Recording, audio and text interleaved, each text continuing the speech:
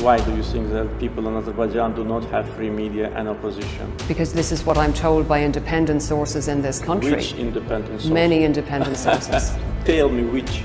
I certainly couldn't name sources. Oh, if you couldn't name, that means that you're just inventing the stories. Завершается системная работа по наведению порядка в информационном поле. Здесь важно понимать, чтобы все это понимали. Мы боремся не с инакомыслием или разными мнениями. Просто свобода слова, которую мы защищаем конституционно, сегодня переросла в экстремистскую деятельность. Что касается в целом оппозиции, она у нас работает, жива, критикует власть, причем критикует так жестко, повторяю еще раз, как, может быть, в других странах это не делают. Достаточно, возьмите, включите здесь некоторые средства массовой информации, и вам все станет ясно. Российские. Они же работают, никто их не трогает, все нормально.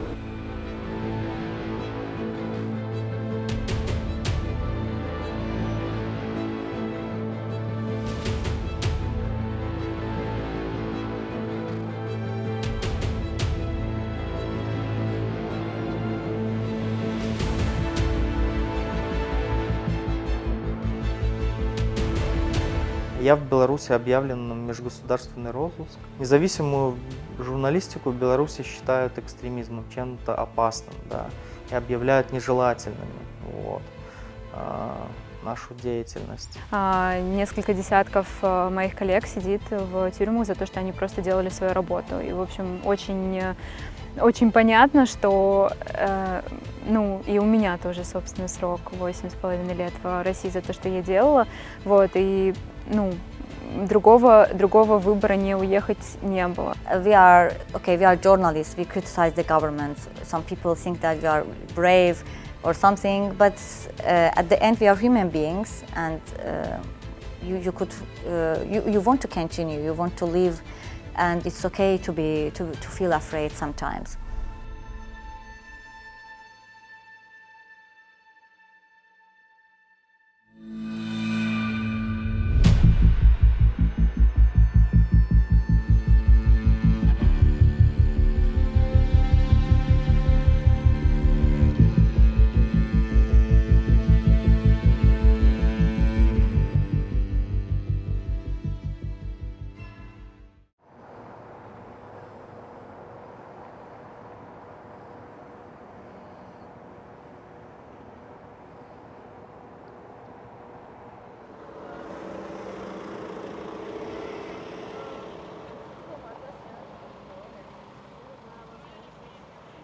Меня зовут Александр Ярошевич, я журналист, расследователь. Сейчас живу в Вильнюсе. Я переехал сюда 4 года назад, потому что в Беларуси не стало возможным работать, начались репрессии, и у меня был выбор между тюрьмой и свободой. Я решил выбрать свободу и возможность продолжать работать дальше.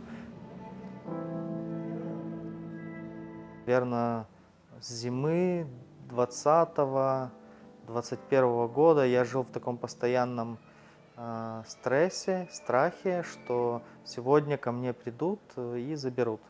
То есть я утром просыпался и смотрел на часы, думал, уже 8, они обычно приходят рано утром, значит, сегодня они пришли, слава богу, сегодня, скорее всего, не задержат.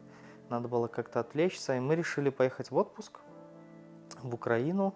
И мы поехали в начале июля в Одессу на море, там с рюкзаком, с такими пляжными вещами, с ластами и так далее. И пока мы были в отпуске, мне позвонил мой шеф и сказал, что, слушай, может, ты из Одессы сразу в Вильнюс поедешь? Не надо рисковать. Нам купили билеты, и в тот день, когда мы вылетали из Одессы в Вильнюс, как раз пришли ко всем моим коллегам. А потом мы ко мне и к моей жене домой нагрянули с обысками в наше отсутствие. Так вот мы с ластами приехали в Вильнюс и, по сути, здесь уже 4-й год и живем.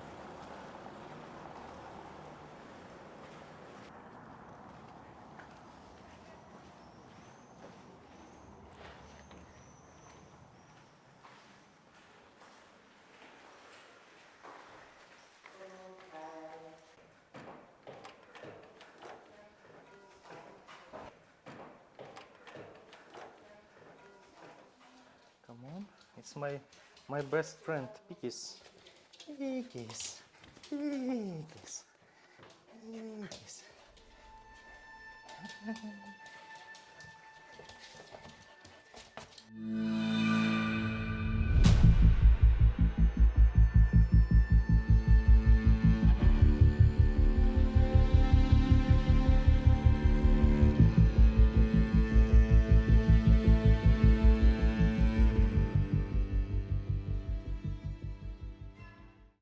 Меня зовут Катя Фомина. Я российская журналистка в изгнании. Мне 33 года. Я уже 3 года, все 3 года, что идет полномасштабная война России с Украиной, живу в эмиграции в Европе.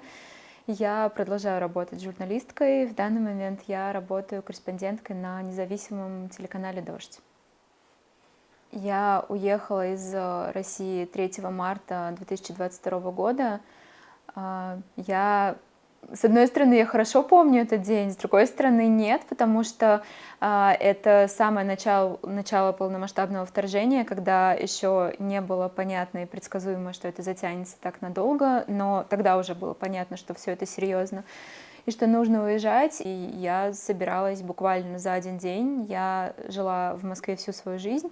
И, собственно, задача была за один день упаковать всю свою жизнь, решить, что из этой жизни ты возьмешь с собой, а что нет. Мы доехали до границы с Латвией в Псковской области и простояли практически полдня на границе. Это было зимой. То есть этот день я помню прекрасно, потому что было холодно. Мы остановились где-то посреди расстояния между Москвой и Псковской областью. Вот где-то там мы остановились, и там был такой классический русский туалет с дыркой, такая вот выгребная яма. Это вот, собственно, последнее, что мне запомнилось из России. Давай, все, давай. Без залеганий. Домой уже идем. Давай, домой. Спокойно, в отличие от многих других мест в городе, никаких шумов, ничего не взрывается, и он чувствует себя так же спокойно, как, возможно, он чувствовал себя в России, где все было для него привычно.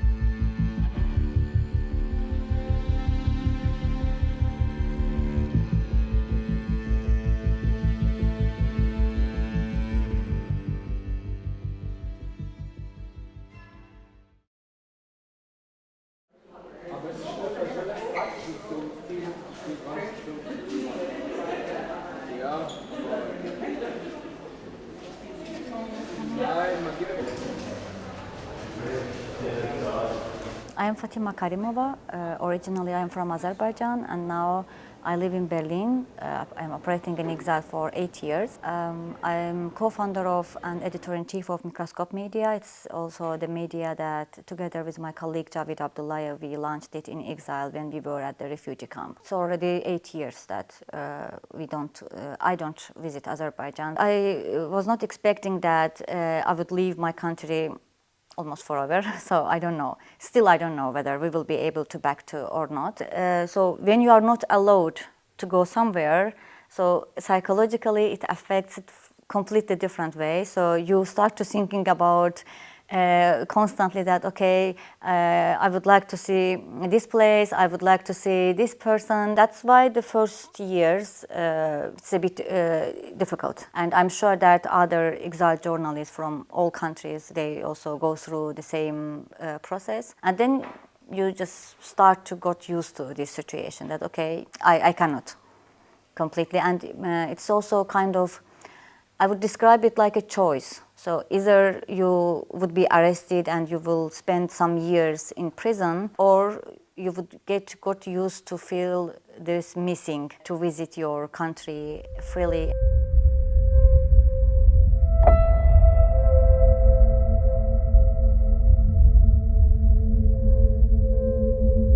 Let's go from this side here.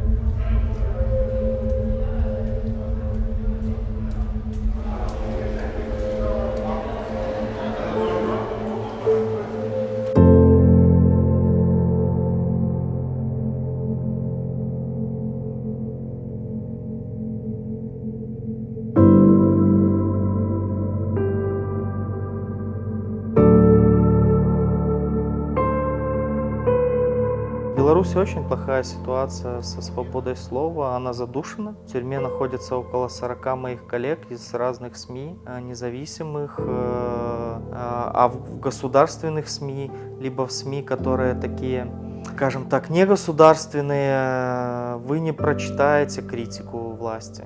То есть вы там не найдете статей, которые там критикуют нынешнюю власть. Это в Беларуси сейчас невозможно это делать внутри страны. Например, в России есть статус иностранного агента и есть статус нежелательной организации. И то, и другое — это огромное клеймо, такой лейбл на тебе, который делает тебя токсичным не только для самого себя, но и все люди, которые с тобой разговаривают. Есть огромная угроза того, что и они как бы облучатся, потому что общение с инагентами, общение с нежелательными организациями может привести сначала к штрафу, а потом к реальному заключению в тюрьме. И плюс пропаганда в России, правда, очень хорошо работает, и людей запугали и убедили в том, что кругом враги, кругом те, кто хотят им навредить. И, собственно, веры в том, когда им звонит или там пишет журналист, у них нету абсолютно, у них есть полный страх, что мы им можем навредить. Хотя чаще всего мы звоним и пишем людям в той ситуации, когда они и так уже находятся в настолько бедственном положении, что навредить им уже больше, чем навредило им государство, нельзя. Today, I would say it's almost forbidden to operate as a independent journalist and independent media inside the country. It became impossible, and it started with a crackdown in 2023 November. First wave came with the Abzas media. So all managers and reporters, correspondents of the media, in total 7 people were detained. Later it continued with Toplum TV, and the latest one, the last December. I always thinking about that this last crackdown is the biggest one during the independence history of the country.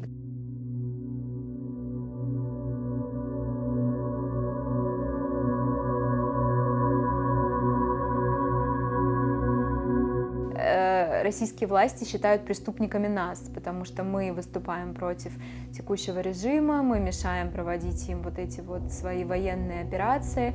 И по сути, они открыто говорят про то, что мы враги, про то, что нас нужно истреблять, то, что нас нужно лишать гражданства, недвижимости, вообще всех любых гражданских прав. И, собственно, это не только разговоры, это в том числе законодательные инициативы, что вся недвижимость, все какие-то активы, которые были, у журналистов, к счастью или к сожалению, не особо много каких-то активов или каких-то там, не знаю, сбережений, но все это идет теперь в пользу государства, если ты становишься врагом. Operating from exile, it has some challenges and also advantages. The main and the biggest advantage is that you are safe in comparison with Azerbaijan. So still I think that in the world there is no completely safe place, safe country for exiled media because of the transnational repression. You are not able as a journalist to directly observe what happens. Let's say that if there is any event, if there is any protest, if there is any reportage that you want to cover yourself, you are not able to do it by yourself. Вот мы, как журналисты, мы выступаем, значит, глазами, руками, ногами для нашего читателя и зрителя, что вот они никогда бы не узнали, что такая ситуация есть где-то далеко, а мы можем им помочь это сделать. И это как бы мне казалось такой как бы безусловной суперсилой, что был огромный страх, что как бы без этого ничего не будет. Вот. И, конечно, самое сложное это было переизобретать, и не то, что было, это по-прежнему самое сложное, переизобретать, как мы будем рассказывать истории с тем же уровнем качества, с тем же уровнем источников высоким, и чтобы мы были на 100% уверены, что то, что мы рассказываем, правда, и чтобы зрители тоже в это верили, и читатели.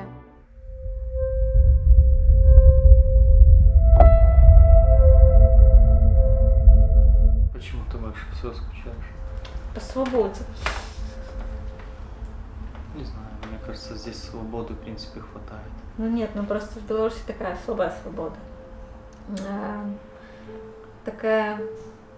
Ну, то есть тут я мигрант, беженка, и тут, как бы нужно думать, прежде чем куда-то поехать, где-то, если на машине где-то остановиться. В общем, нужно как-то все предугадать. А в Беларуси так ты знаешь все в целом. И мне я вот этому Это называется туга по родине, тоска по родине. Наверное, по людям больше скучаю. По родным, по близким, по сестрам, по родителям, теще.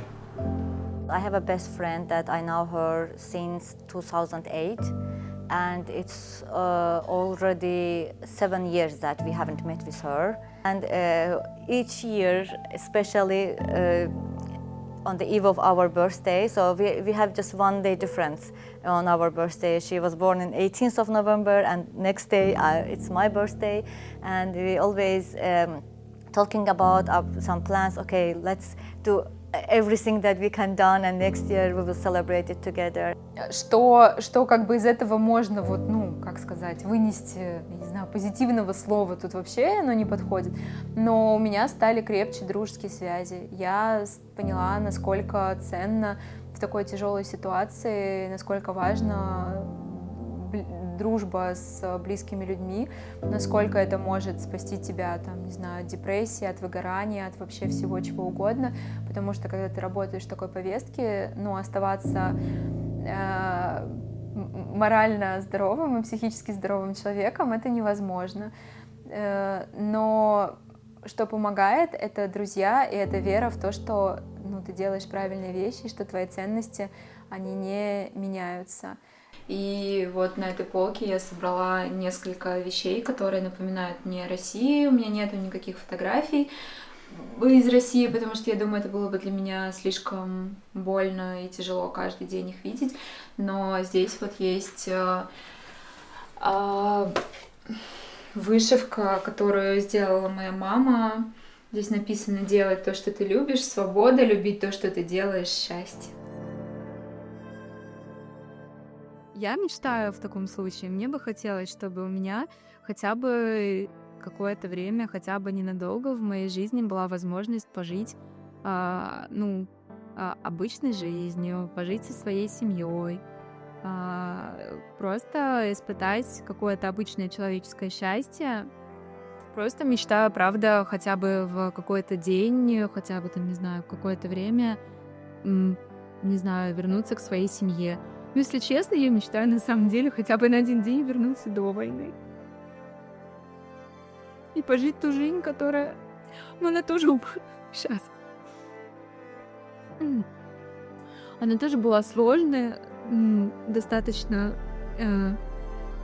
сложная и с профессиональной, и с личной точки зрения, но это была жизнь, в которой, война никак не повлияла.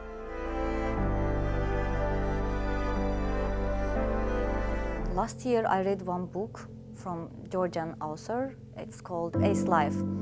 And the part of the story was about the Georgia's experience on the Soviet Union, which was very similar to Azerbaijan's experience as well. And there was one character, I don't remember her name, but almost her entire life she was expecting to see that how the Soviet collapsed and to back her country. And she didn't manage to see it. After that book, I have new fear that, okay, I hope, I wish, but it's also a possibility that I would never visit Azerbaijan physically. So I'm afraid of that.